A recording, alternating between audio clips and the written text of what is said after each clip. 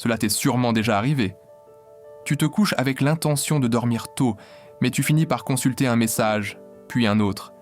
Et sans t'en rendre compte, tu te retrouves piégé dans une chaîne interminable de vidéos. Chaque clip te murmure « Encore un ?»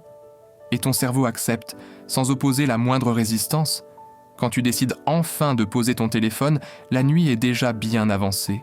Tu le sais, tu te sens coupable, fatigué, frustré, mais malgré tout, tu fermes les yeux en espérant que le sommeil fasse un miracle. Le matin, le réveil sonne comme un coup violent. Tu l'éteins par automatisme, l'esprit encore enveloppé de brouillard. Tu essaies de te lever, mais ton corps est lourd, ton énergie est au plus bas, et la seule chose dont tu as envie, c'est de rester allongé quelques minutes de plus. Tu te répètes la même phrase que toujours. Ce soir, je me coucherai tôt. Mais quand la nuit arrive, tu retombes dans le même schéma, comme dans un cycle impossible à briser.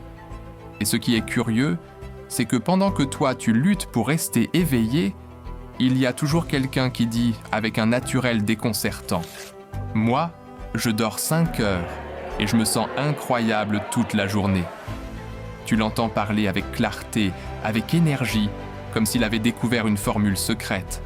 Et toi, tu te demandes « Pourquoi est-ce que je dors plus et pourtant je suis épuisé ?»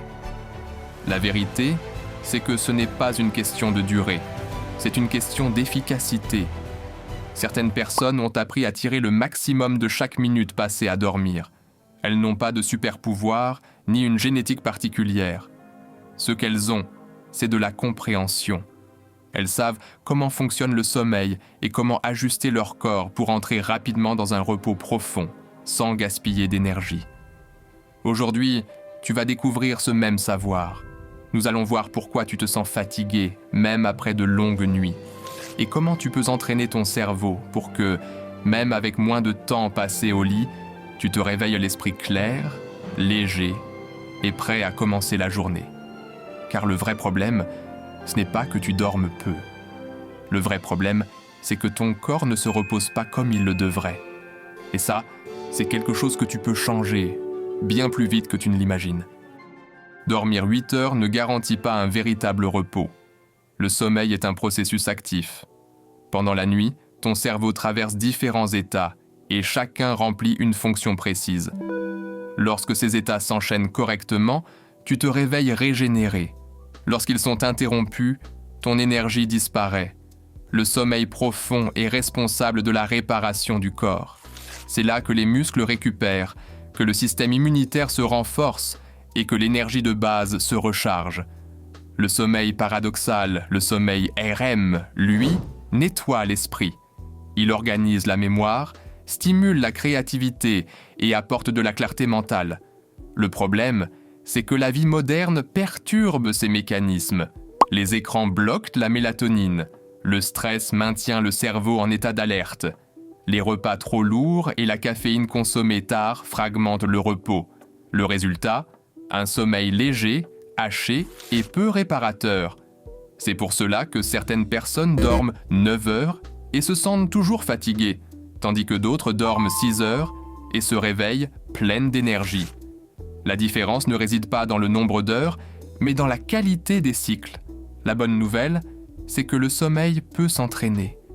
Ce n'est pas une question de chance, ce n'est pas une question de génétique, c'est un système. Et lorsque tu comprends ce système, tu reprends le contrôle de tes nuits. C'est ici que commence le véritable changement. Le premier pas consiste à avoir un horaire fixe. Ton cerveau fonctionne selon des rythmes internes. Se coucher et se réveiller à la même heure chaque jour entraîne ce rythme. La constance est plus puissante que la durée.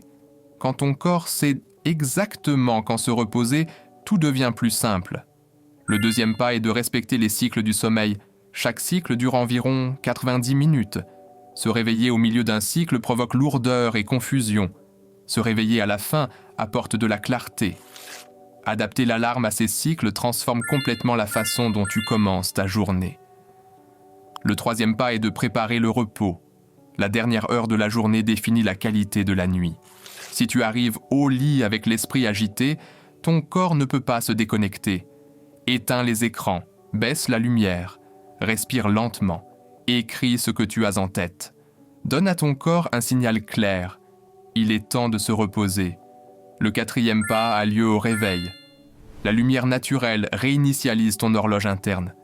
Quelques minutes suffisent pour que la mélatonine diminue et que ton niveau de vigilance augmente de façon naturelle. Et le 5e pas consiste à activer le corps. Un peu de mouvement, de l'eau froide sur le visage ou une action rapide suffisent pour sortir de l'inertie du sommeil et commencer la journée avec clarté. Ce système fonctionne parce qu'il respecte ta biologie.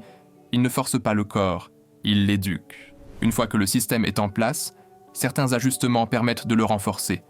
La caféine doit être utilisée avec intelligence. Consommée trop tard, elle bloque les mécanismes naturels du sommeil profond. Même si tu parviens à t'endormir, la qualité du repos diminue. L'environnement dans lequel tu dors compte plus que tu ne l'imagines. L'obscurité, le silence et une température fraîche facilitent l'entrée du corps dans un sommeil profond et lui permettent d'y rester plus longtemps. Certains minéraux, comme le magnésium, peuvent aider à détendre le système nerveux. Et libérer l'esprit avant de dormir est essentiel. Écrire ses pensées, ses tâches en suspens ou ses préoccupations évite que le cerveau reste en mode alerte au moment où il devrait se reposer. Ces ajustements ne remplacent pas le système, ils l'élèvent. C'est la différence entre bien dormir et dormir de manière exceptionnelle.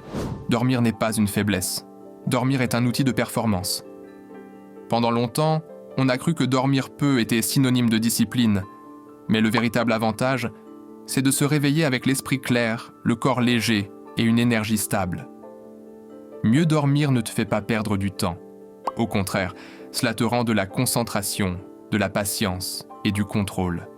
Tu commences à remarquer que tu dépends moins du café, que ta capacité de concentration dure plus longtemps et que ton corps cesse de se sentir constamment en déficit. L'objectif n'a jamais été de dormir moins par ego. L'objectif est de retrouver une énergie réelle, une énergie qui se transforme en de meilleures décisions, de meilleures performances et une vie plus équilibrée. Un jour viendra où tu te réveilleras avant que l'alarme ne sonne. Tu ouvriras les yeux calmement, ton esprit sera clair, ton corps prêt, et à ce moment-là, tu comprendras que tu n'avais pas besoin de plus de temps. Tu avais besoin de meilleure énergie. Et lorsque tu dors avec intention, tu commences à vivre avec intention.